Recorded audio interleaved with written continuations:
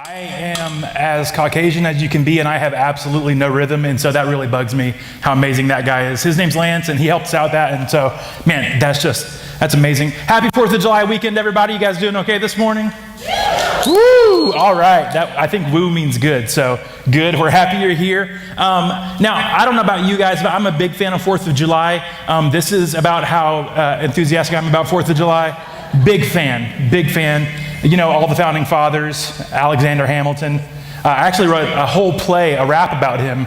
You may have heard about it. It's called Hamilton, and it's a pretty big deal.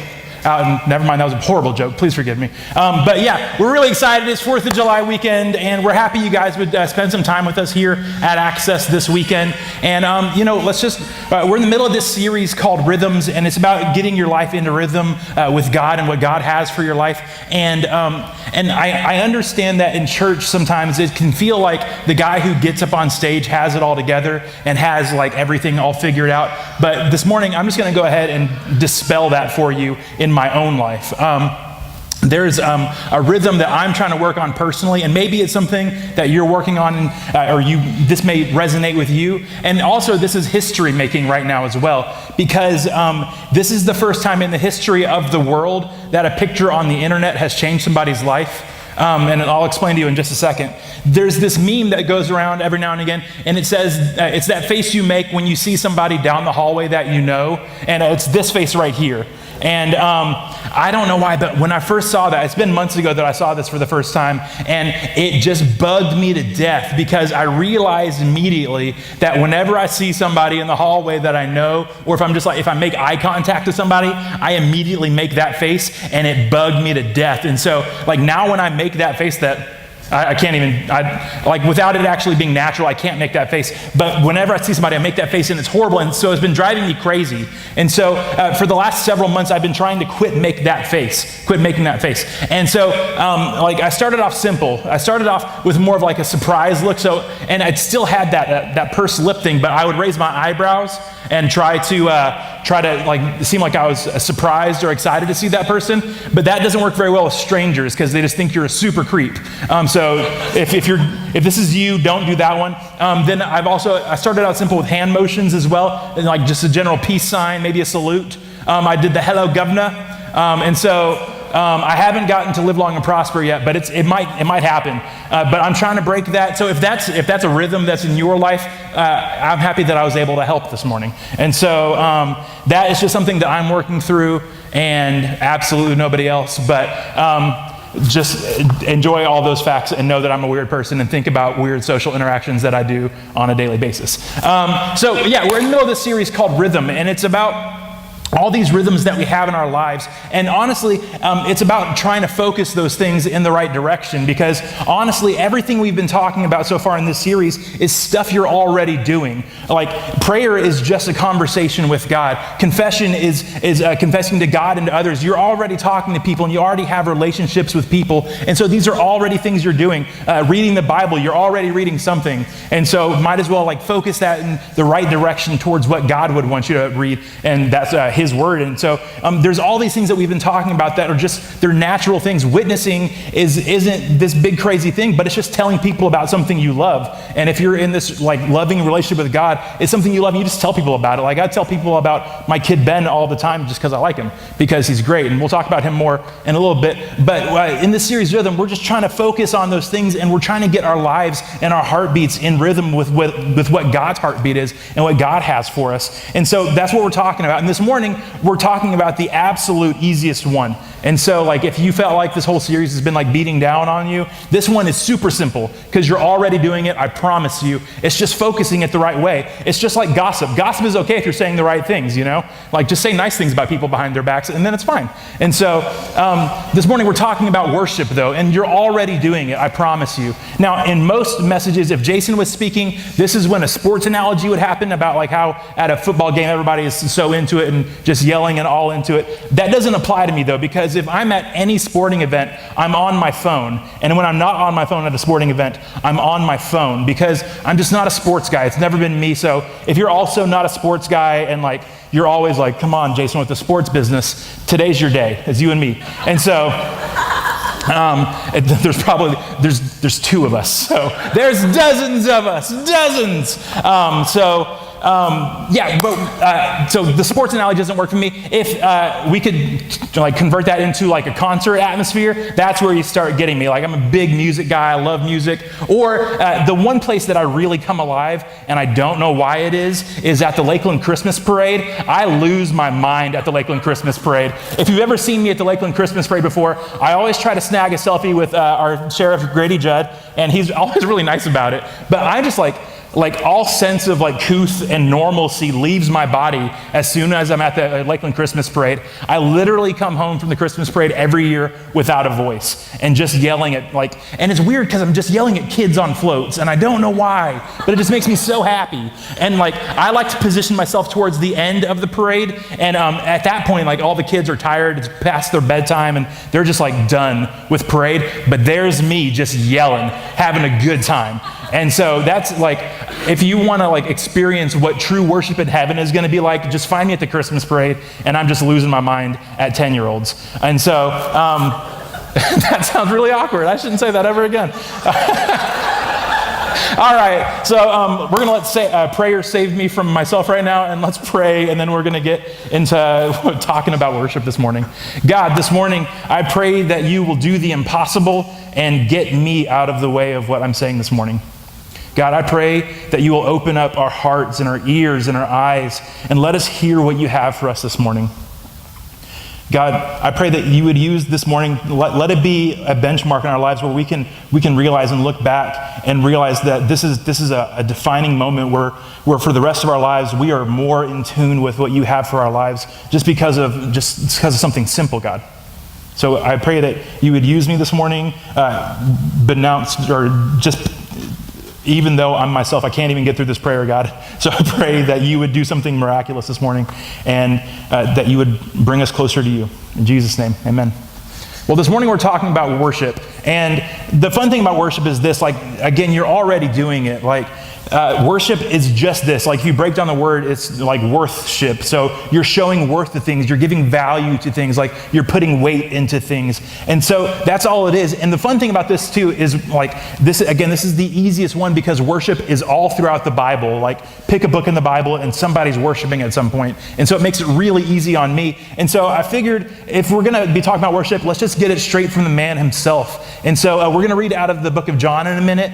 And I'm just going to warn you, normally here at Access, we read out of the NIV version of the Bible, but this morning we're actually going to be reading out of the Message translation. And the reason we're doing that is this. I don't know if you guys are like me, but having read through scriptures and sometimes even hearing scriptures from the Bible, it kind of just it's rote memory, and so it's almost white noise. And so when I was studying and trying to prepare for this, I read it in the Message and it just came alive to me.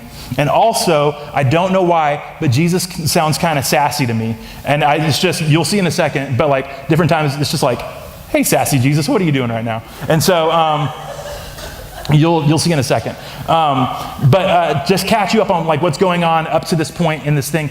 In the beginning of this chapter, it's John chapter 4. Jesus and his disciples are out baptizing people. And then also in the same area, John the Baptist is baptizing people. And for some strange reason, people make it this competition between Jesus and John the Baptist on who can baptize more people. And that's weird. And so Jesus wasn't feeling it. And so he decided to leave and go to another town. And so on their way to this other town, they get hungry and they stop for food and for lunch and for some water. And so the disciples are off getting food, and Jesus is hanging out by this well, and he talks to a woman.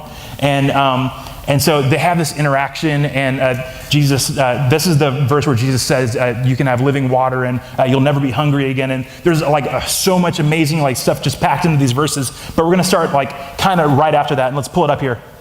This is John chapter 4, verses 16. He said, this woman is by herself. He says, go call your husband and then come back. And then the woman says, I have no husband. And this is where I think I don't know why it just sounds funny to me. Jesus says, well, that's nicely put. I don't know why it just sounds sassy. Thanks, sassy Jesus. So he said, that's nicely put. I have no husband. you've had 5 husbands, and the man you're living with now isn't even your husband. So you spoke the truth, sure enough. And it's like, man, Jesus, give her a break. But she's like, oh, so you're a prophet. Well, tell me this then. Our ancestors worship God at this mountain, but you Jews insist that Jerusalem is the only place for worship, right? And Jesus responds, believe me, woman, the time is coming when the Samaritans will worship the Father neither here at this mountain nor there in Jerusalem.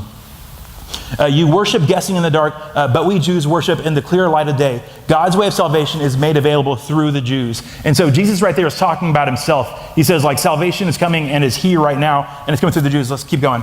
He says, but the time is coming and is in fact come when what you're called will not matter and where you go to worship will not matter. And so he's saying, like, no matter your race or creed or any of that stuff, it doesn't matter where you worship, because something's going to just like blow the whole roof off this whole worship deal for you in a second.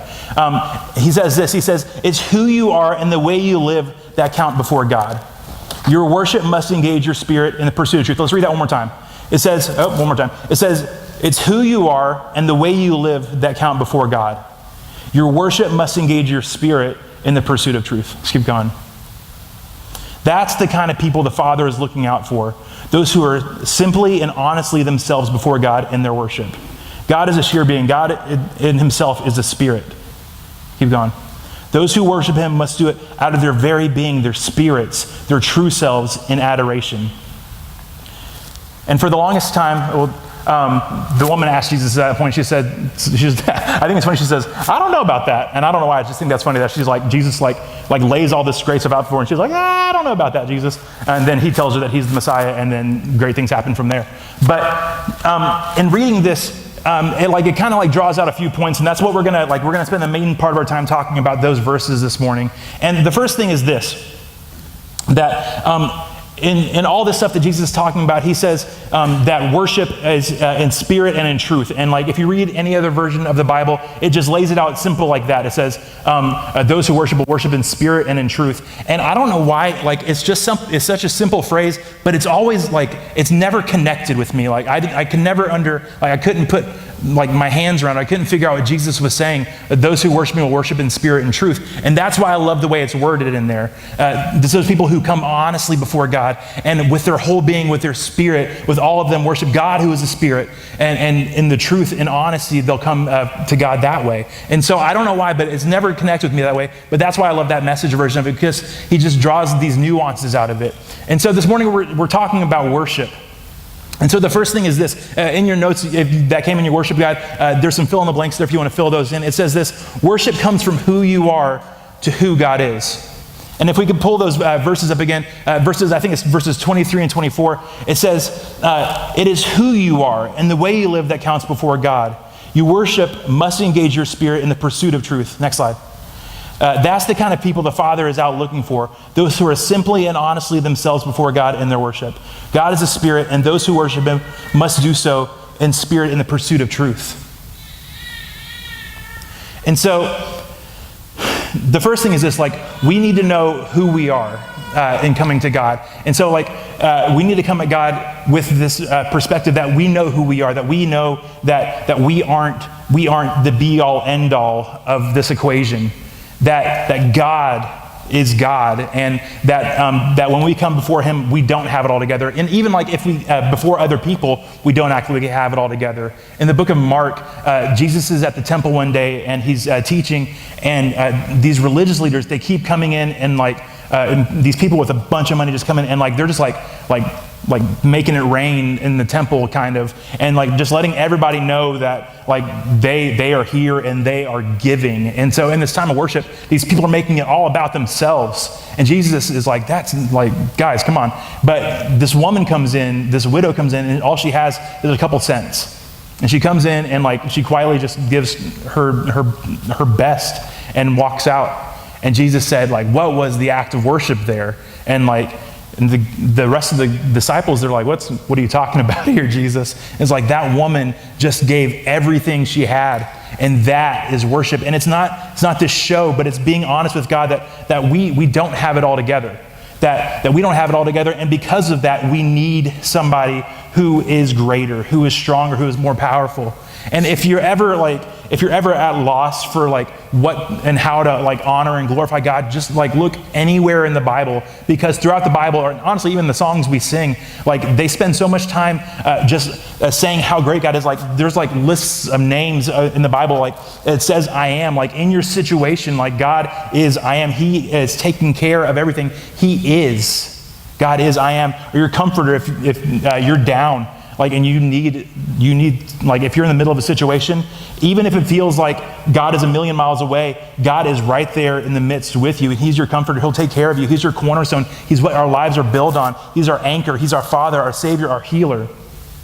And when we realize these things about God, that it's not who we are when we come to God, it's about who He is. And even when it doesn't feel like worship, and even when it feels like it's easy to like not worship throughout the week because it doesn't feel like you don't feel like it. Like it's not easy to tell God how great He is in the middle of like being in crippling debt. It's not easy to tell God how amazing He is when your boyfriend broke up with you, your girlfriend broke up with you, and you're just feeling so down. But those are the moments when you have to realize how great God is. And you come to Him with your brokenness and who you are. And that's when you can see how great God is. And that actually leads into our second point, which is this, that worship is honest. If you look throughout the Bible, worship is like we all come and we sing how great God is. But a lot of times, like especially in the book of Psalm, David comes to God and he is a broken person. He's come from a battle. He's come from like losing children. He's come from just like completely messing up the plans that God had for him. And so he comes to God broken. He comes to God after having enemies like just like tearing him down. And he comes to God broken. And he doesn't come with just like roses, but he's real with God. He's honest with God. And when we come to God and we know who He is I am, He is our Savior, our healer, our comforter. When we come to God, we can see how great our God is. And when we lift up God and we know and like we are in the presence of this almighty thing, our almighty God, we realize how small and how insignificant our problems are. Because we serve such a great God. And even when it doesn't feel like it, when you don't feel like that's the time you should press in the most, when you should be reaching out to what God has for you. And the last thing is this, like we're keeping today, like I'm intentionally keeping today really short and really intentional because number one, I'm not great at this, and thank you for suffering through it. But number two, because we want today to be really practical. I want today to be really practical. And so in a minute, we're going to have some time of worship together. But, and this is like, this last point is, to me, it's the big point. A few years back, I went to Southeastern, and it's been like 10 years now. I went to Southeastern, and I led worship on one of the worship teams at the school. And we actually have video of it. And before you play it, oh, there it is. Like the earlier 2000s were a rough time, I'm sorry. And so some of the hair and some of the outfits are a little bit cringeworthy, but I like you guys, I'm gonna show you. And so you can go ahead and throw that up. Man, what was up with his hair? That was serious bedhead. And back then at Southeastern, you had to be wearing slacks. You couldn't wear jeans on stage, and the entire team was supposed to like wear matching colors. I don't know why, but that's apparently what you had to do. Except for that guy, he missed the memo that day. That day was blue and black apparently, or white and black. So back then, I was really unsure of myself. I wasn't a great worship leader, and I was just trying my best. And the president of the school, his name was Dr. Rutland, and he just oozed God's love, and he just you could tell he knew God, and he was just the best. And so the day I led worship, actually, it's right now. we were in the middle of our last song, and he marches up on stage, and I was so scared. Like, if you see my face at any point in this, I'm like pale as a ghost. And he comes up, and we're in the middle of singing this song, and in 2 minutes, you can take it off if you want to, in 2 minutes, he lays out the most simple but eloquent explanation of worship that I've ever heard. And it's one of those things that's stuck with me forever. That's one of those pivot moments in my life where I realized what we were doing on stage in the first place, and it changed things for me. He comes up on stage, and we're singing this song about like how we should be running towards God. And in the middle of the song, it's kind of like this, like, it's not a call and repeat, but it's almost like a prayer. And at one point in the song, it's kind of like God's voice is speaking to you. And so we're up there and we're singing, and he comes up on stage and he says, this song like perfectly describes what worship is. And I was like, uh-oh. So I was like, better be doing a good job right now. And he says this, this song is all about, it's a love song. And worship is just that. Worship is worship. Worship is love. And so the thing is this, worship is response. That's the last thing in your notes. Worship is response. Because worship is I love you too. Worship isn't us coming forth with anything that God hasn't seen before. Like, we're not doing anything original here. But worship is just, I love you too. Because thousands of years ago, Jesus like paid the ultimate price for us. And through that, he demonstrated the ultimate sacrifice of love. And so now when we come to God with our praise and with ourselves even, it's just simply just us saying back to God, I love you too. It's kind of fun right now. We have one son, me and my wife, and his name is Ben, and he is just the best. And something fun that he's doing right now is like he's learned some words. He's got woof woof for if you say, what does a dog say? And he says hi dad, which, oh man, melts my heart.